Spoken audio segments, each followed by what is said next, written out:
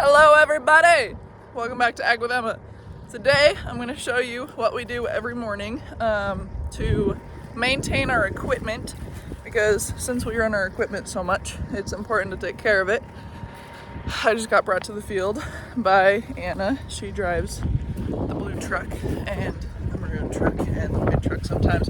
They really just drive whatever they can when it's, a whole thing. So I'm going to go through the grease zerks that I have to find every day. Not find, it's not that hard to find. And then what I have to check, and what we do at night, what I do in the morning. It'll be a whole thing. So the first thing I do is put, if I can open the door, all of my stuff in the tractor cab. This will be clean in a minute. We're just gonna slap it up in there. We don't got time for that. And then most days it's windy enough that I get annoyed and I don't want to get grease in my hair, so I'm going to put this up in a bun. The best thing about the wind is that you get to use it to your advantage. Perfect. Alright, and then I'm going to come to the front of the tractor. I'm going to check the oil, and we do this every day. And it's got oil, so we're good. And then I'm going to open the hood of the tractor with this little lever. I'm just going to set you on the tread. So you pull the lever, and then you just lift it up. Ugh. And there's a little arm in there that holds it up, so it's not going to fall. Well, I mean, it could, but And then you're going to come to this side of the tractor. So I'm on the left side if you're looking at the front. The right side if you're looking at the back. And check your coolant levels. So if it's at the min line, it's fine. It's been just like chilling there, so they're like, don't worry about putting it in. But that is all I check under the hood, I'm pretty sure. It wouldn't kill me to check the air filters and to make sure that this is clean, because when you follow the combines, you can get their dust in there, but that's not too dirty, I don't think. So until it's like creating an issue with the engine temperatures, I don't think we worry about that. And then you just power woman it up and shut the hood.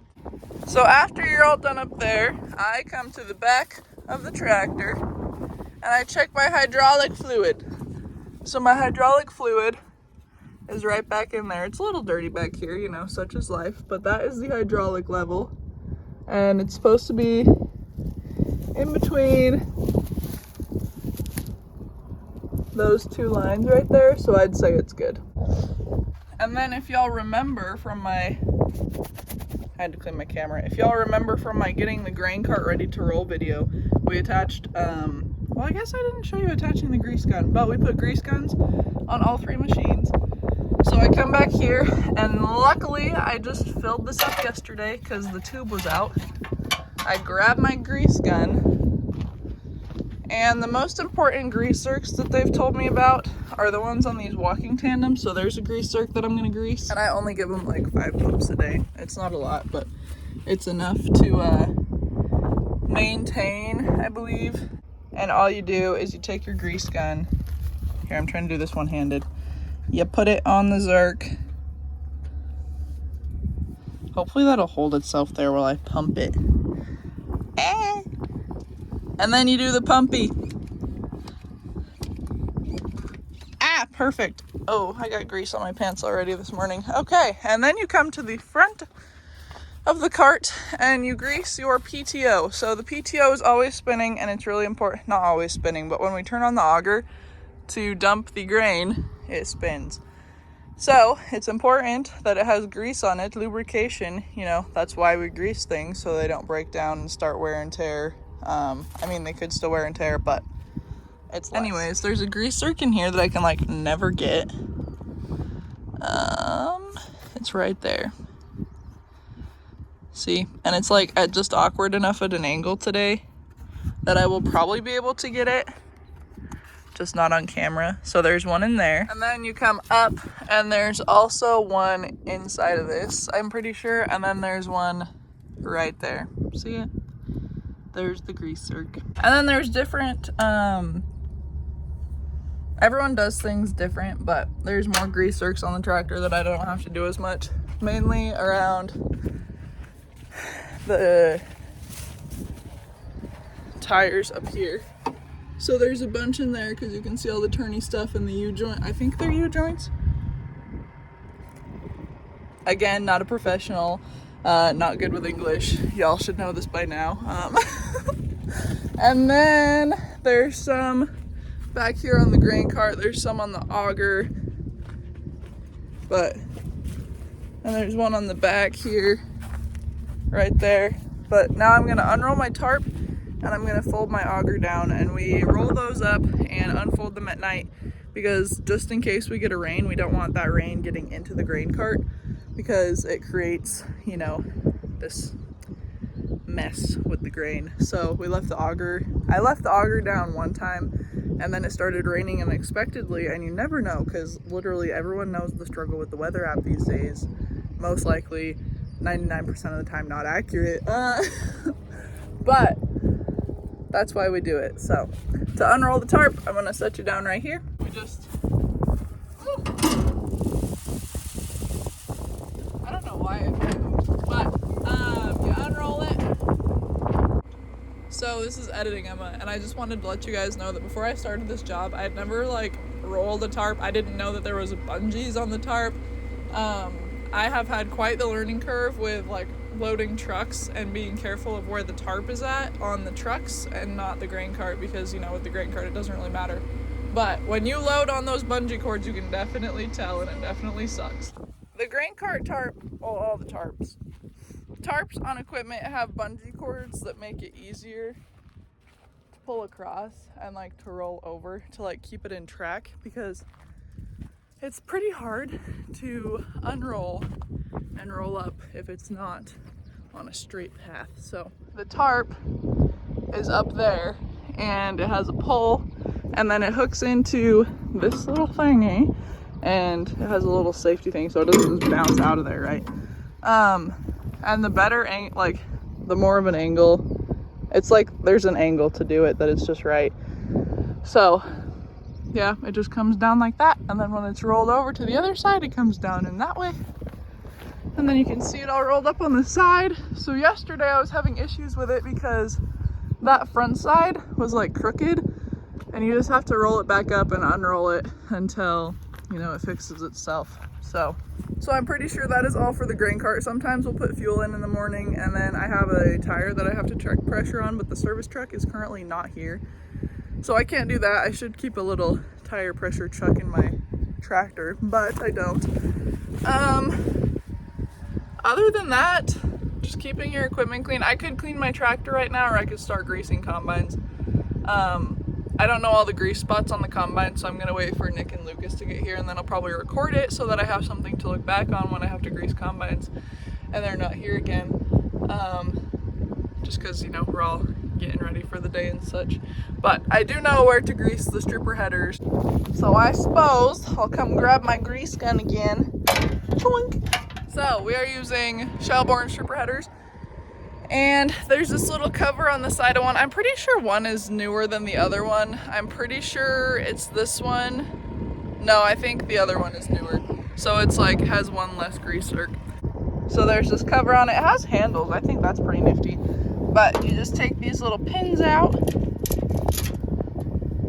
You gotta get it at a bit of an angle because, you know, it's like hard to take the pin out one-handed. Set up on my grease gun right now. So I guess you can't even really see that pin. We're just gonna kind of shimmy it around. Ooh, that's hard. What the crap? Did I do this wrong last time I took it off? Oh, there we go. It just takes a little bit of shimmy jimmying. And then you take this handle, you lift it up like it. That wasn't necessary, but I was just showing you that it was off. So the stripper header does not have a cover on it anymore. The grease zerks in this one, if I remember correctly, someone's probably sitting here like, they're right there. Oh yeah, it's right there. Literally right in front of my face. Right there. And then there's one right there. Then there's another one. We don't get these ones, they only need it like once a year. The other one's right there. So I always wipe them off because you don't want to push like a bunch of dirt and crap into your zerks.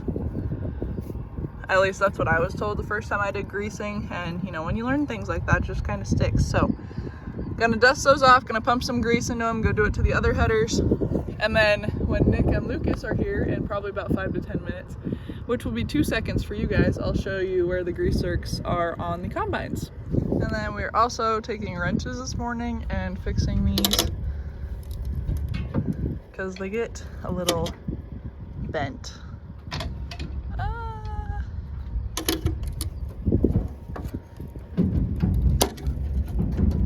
That didn't sound good. And then you have some like this that are just like, what you doing, bud? What are you doing? So we can't hit that with the wrench because that's not going to straighten it out. Anna's going to get in here with some pliers. Maybe that'll help. Oh! Oh yeah. There we go, bud.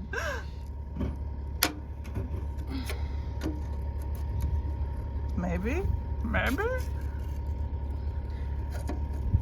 I don't do any work around here. I just hold the phone. The best part about Lucas, just kidding Lucas, we like you for more than your breakfast. No egg cheese. What's for brekkie? No egg cheese. Emma's actually getting in the combine. Oh my. I'm gonna see if I remember how to lift the header up. Oh, the seat's hot. So we are all done straightening these. Lucas is putting on a slip clutch, right? Yeah. And this is the latest we've ever not been cutting, I think, since the rainy days.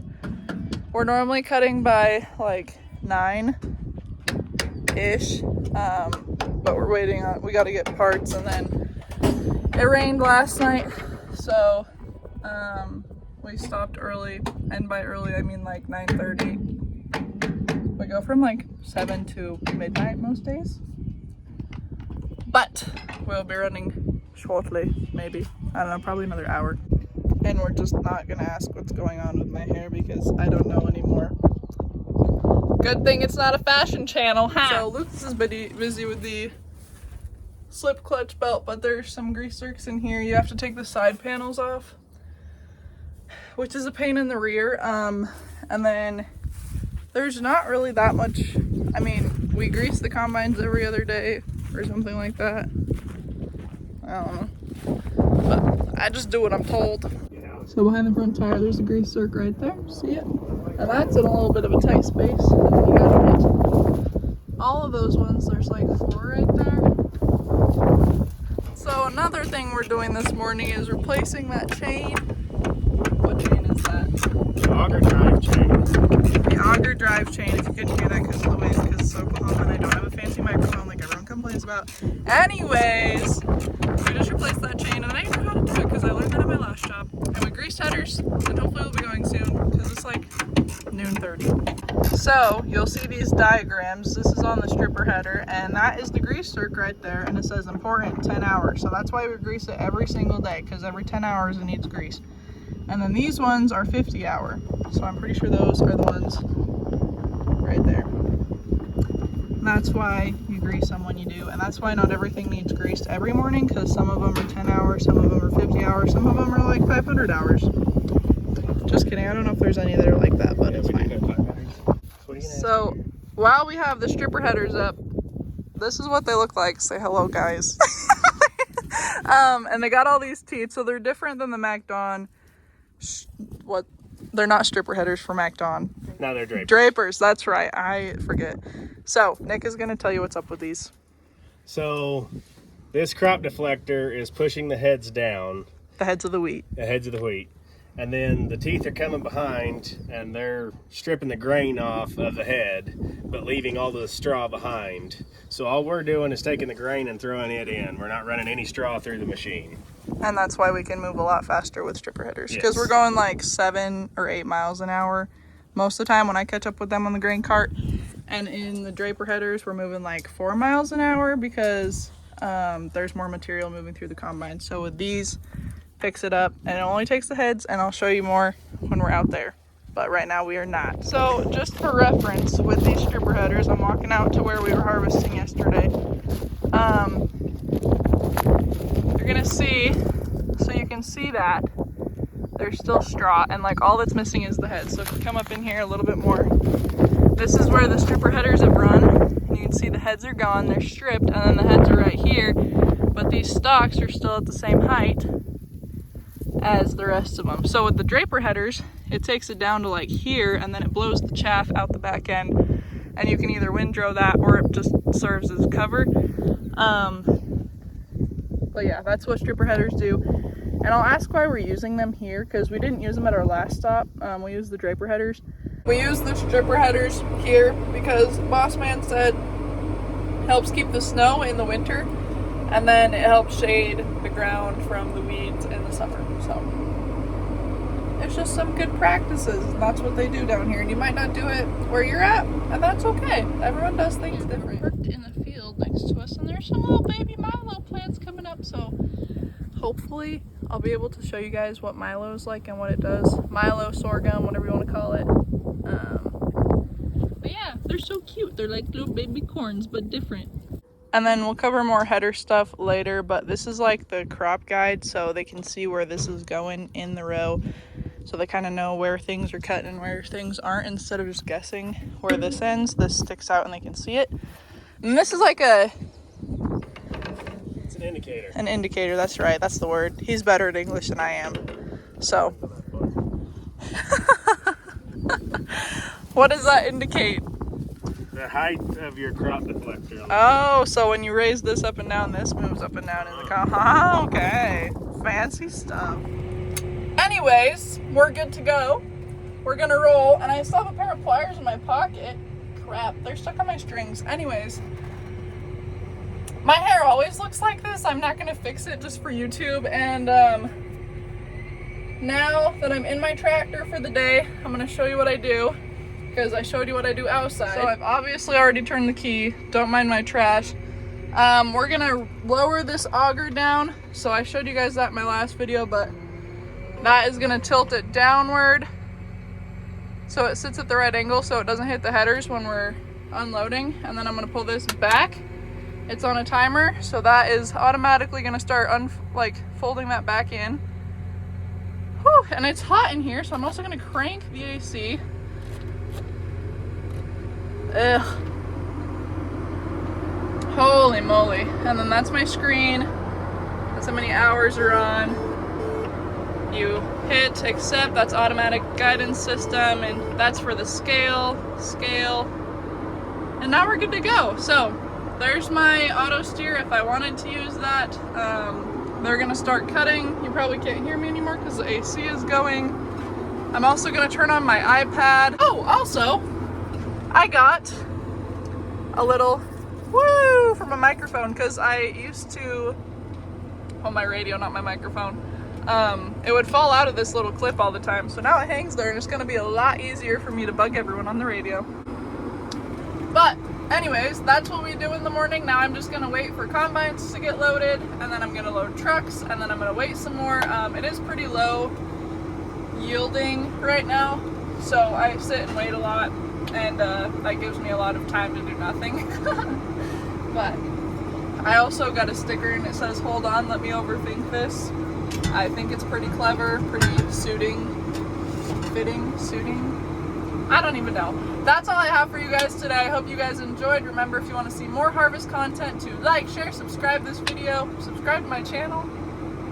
Leave a comment about what you guys do in the morning for maintenance on your equipment if you do that. And we will catch you on the next video. As always, hasta la pasta.